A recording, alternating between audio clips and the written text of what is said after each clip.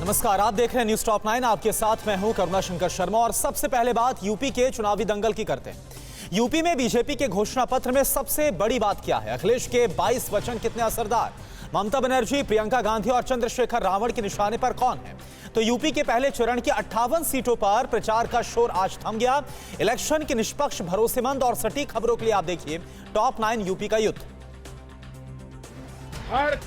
चुनावी चौपाल में पीएम मोदी ने कहा कि यूपी सबको परखता है, लेकिन विश्वास उसी पर करता है जो उम्मीदों पर खरा उतरता है। पीएम मोदी के मुताबिक नकली समाजवादियों को गलती से भी मौका मिल गया तो फिर खेत लहूलुहान होंगे, फिर दुकानें जलेंगी, फिर डर और खौफ का वो काल लौटेगा।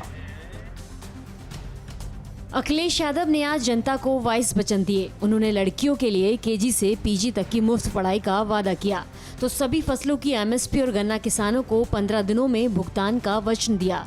उन्होंने हर महीने 1 लीटर मुफ्त पेट्रोल और गरीबों के लिए 2 सिलेंडर मुफ्त देने का भी वादा किया। घोषणा पत्र में बीजेपी ने यूपी को देश की नंबर 1 अर्थव्यवस्था बनाने का संकल्प लिया है। बुजुर्गों को 1500 रुपए पेंशन तो अन्नपूर्णा कैंटीन का वादा भी किया गया है। वहीं किसानों को सिंचाई के लिए मुफ्त बिजली और 14 दिन के अंदर गन्ना भुगतान का भी संकल्प लिया गया है। बीजेपी के घोषणा पत्र में कॉलेज जाने वाली हर छात्रा को मुफ्त स्कूटी तो उज्ज्वला के सभी लाभार्थियों को होली और दिवाली पर 2 मुफ्त एलपीजी सिलेंडर देने का वादा किया गया है। कन्या सुमंगला योजना की राशि 25,000 करने के अलावा 3 नई महिला बटालियन बनाने का भी जिक्र है।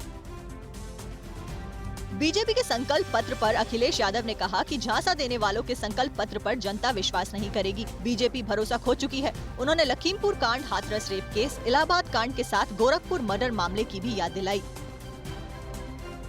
लखनऊ में हुई प्रेस कॉन्फ्रेंस में अखिलेश यादव और ममता बनर्जी ने बीजेपी को घेरा।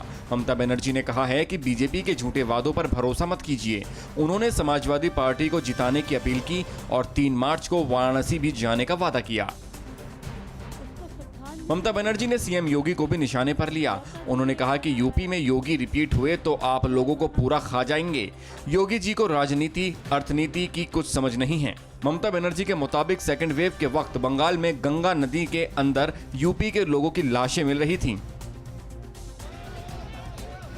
प्रियंका गांधी ने हस्तिनापुर, मथुरा और खौरगढ़ में धुआंधार प्रचार किया। इस बीच उन्होंने मथुरा में रोड शो के दौरान यमुना पूजन भी किया। उन्होंने कहा है कि बीजेपी सरकार में किसानों, गरीबों और दलितों की अनदेखी हुई। ये सरकार सिर्फ पूंजीपतियों की सुन रही है।